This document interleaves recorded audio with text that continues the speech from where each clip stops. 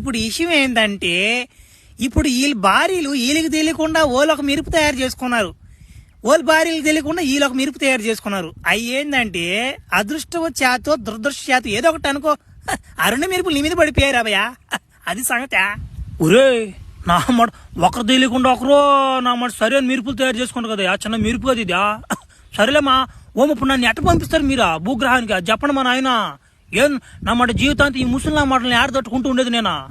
ఆడుతున్నా మరి రకానికి ఒక అమ్మాయి ఉంటున్నా అన్నమాట, గొంతుకి సొందుకి తట్టిన గుట్ట దెంగేస్తాను అన్నమాట. ఏడేముంది నాకు అజికి దెంగుతుందా అమ్మాయి, ప్రతి దానికి ఒక పరిష్కారం ఉంటది నాయన. నేను చెప్పేది నాయన, వీళ్ళకి నేను ఒక బుక్ దెంకొచ్చి ఇచ్చా, దాన్ని నేను ఎంతో కష్టపడి రాత్రింబావులో నేను ధ్యాపం చేసి ఆ బుక్ దెంకొచ్చి వీళ్ళకి ఇస్తే ఒరే జ్ఞానం పెంచుకోండి అని వీళ్ళకి ఇచ్చా.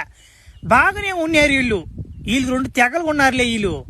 వీళ్ళు ఏం చేశారంటే దెంగి తగ్గే కాడ గొడవలు పడిపోయినాయి వీళ్ళకి, ఒకరి మీద ఒక శాపాలు దెంగేసుకున్నారు. వీళ్ళు ఏమంటే ముసలి నా మాటలు అయిపోయారు, వాళ్ళు ఏమంటే ఆ విధంగా తయారైపోయారు.